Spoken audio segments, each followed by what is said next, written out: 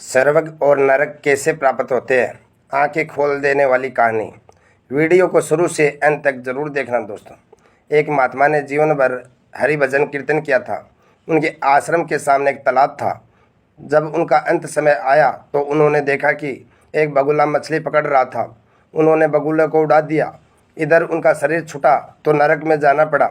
उनके चेले को स्वप्न में दिखाई दिया कि वे कह रहे हैं, बेटा हमने जीवन भर कोई पाप नहीं किया, केवल एक बगुले को उड़ा देने मात्र से नरक मिला है मुझे। लेकिन तुम सावधान रहना, जब इस हिस्से का भी शरीर छूटने का समय आया तो वही दर्शन पुनः आया।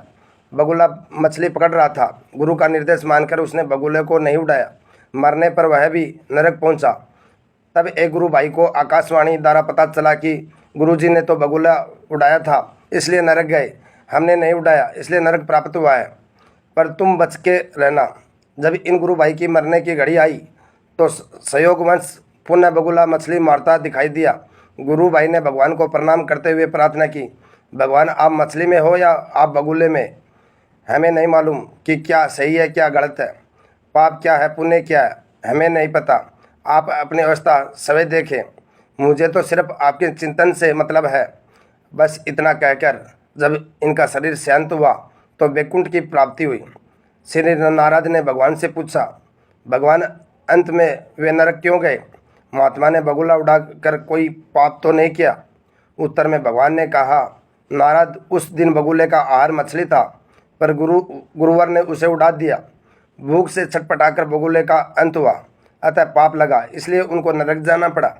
नारद ने फिर पूछा, दूसरे ने तो नहीं उड़ाया, वह क्यों नरक गया? भगवान बोले, उस दिन बगुले का पेट भरा था, वह केवल विनोद वंश मछली पकड़ रहा था, उसे उड़ा देना चाहिए था। शीशे से भूल हुई और इस पाप के कारण उसे नरक मिला। नारद जी ने फिर पूछा, और तीसरा? भगवान ने कहा, तीसरा मेरे भजन में लगा रहा, उसने सारी जिम्मेदारी मुझे सौंप दी। जैसा होना था वैसे ही हुआ, किंतु मुझसे संबंध जोड़ने के कारण और मेरे ही चिंतन के प्रभाव से वह मेरे धाम को प्राप्त हुआ। दोस्तों, ये कहानी से सीख मिलती है, पाप पुण्य की चिंता में समय न गंवाकर जो निरंतर हरि चिंतन में लगा रहता है वह मेरे परम धाम को प्राप्त होता है।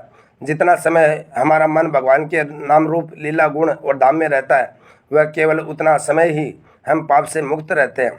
इसलिए सदैव हरि नाम लेते रहे, हरि चर्चा करते रहे, हरि कथा सुनते रहे।